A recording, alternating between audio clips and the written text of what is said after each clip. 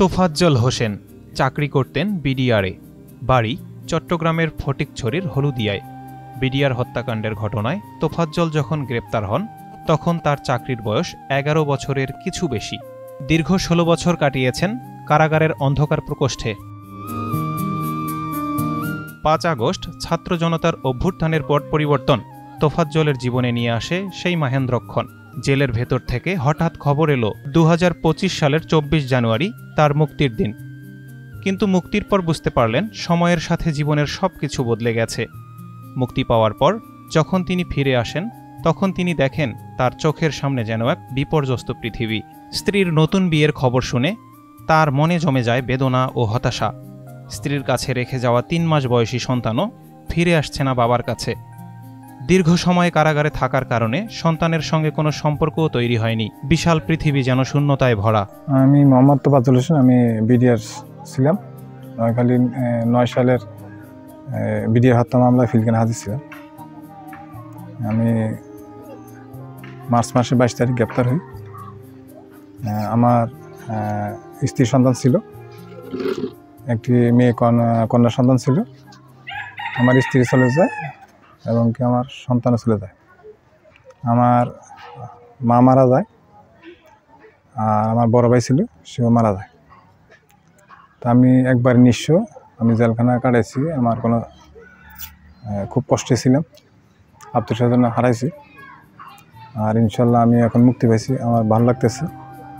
দুঃখের বিষয় হচ্ছে আমার বাড়ি নেই থাকার। সরকার যদি আমাদের এই দিকে তাকায়, কিছু ক্ষতিপূরণ দেয়, আমরা একটু ভালোভাবে চলতে পারবো। এ সময় তিনি একে একে হারিয়েছেন তার অকৃত্রিম আপনজনদেরও। জেলে থাকাকালে মারা যান পিতামাতা দুজনই। এখন অদ্ভুত শূন্যতায় ঘেরা এক পৃথিবীতে বাস করছেন। জরাজীর্ণ হয়ে গেছে একমাত্র মাথা গোজার ঠাঁইটিও। তোফাজ্জলের ২ ভাই মনির হোসেন ও বাচ্চু মিয়া জানান, ভাইয়ের ফিরে আসা ছিল এক অবিশ্বাস্য ঘটনা। অনেকে বিশ্বাসই করতে পারছিলেন না। এই ঈদে জামা জুতো অ্যাকসেসরিজের ডিসকাউন্ট। উনি জেলখানা যে সময় এই প্রথম বন্দি করছে, তখন তো পরে আবার করছিল, তাদের বাড়ির আসার জন্য দিছিল। তো আসার পরে আবার যখন উনি জায়গায় গেছে কি, তো উনি আবার বাপের বাড়িতে গেছে কি, এই হইতে এরপরে কিছুদিন আপনার লাগে আপনার সামান্য যোগাযোগ ছিল, তবে এরপরে আর যোগাযোগ নেই। আমার তো তখন ভাই আইসে, বাড়িতে বাসি দেখবো যেটা মনে করছিলাম না, তো আল্লাহ তো আনছে, আল্লাহর কাছে শুক্রিয়া।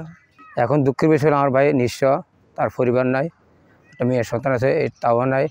সে আসিয়া এখন তো জীবনযাপন করবে, ঘরদরজা কোনো কিছু নাই, তার ঘরদরজা নেই। এখন আমার ভাই আমার বড় ভাইয়ের ঘরে আপাতত দিন কাটাচ্ছে, খাইতেছে, ঘুরতেছে। এবং সে তার যে একটা স্থিতিশীল জ্ঞানটা স্থিতিশীল নেই, সে আবলতার হিসেবে কি চলতেছে। কারণ ১৬ বছর কারাবন্দি থাকাতে তার ব্রেন শক্তির মানসিক সর্বদিক দেখি উনি কি ক্ষতিগ্রস্ত হয়ে গেছে। এখন যেই দিন আসছিল উনি তার পরিচিত লোক যারা, এমনকি আমার বাচ্চা দিয়ে আমার মেয়ে, ওদেরকেও কি চিনতে পারে না, চিনে না কে বা কারা। কারণ ১৬ বছর কারাবন্দির কারণে সব কিছু কি ছিন্নভিন্ন কি ভীষণ নষ্ট হয়ে গেছে। ১৬ বছর পর মুক্তি পেয়ে তোফাজ্জল হোসেন যে পৃথিবী দেখতে পান তা আসলে শোকগাথার এক কাব্য। জীবনের প্রতিটি দিন কাটছে বিষাদময়। এই শূন্যতার মাঝে তিনি এখন কিভাবে সামনে এগিয়ে যাবেন?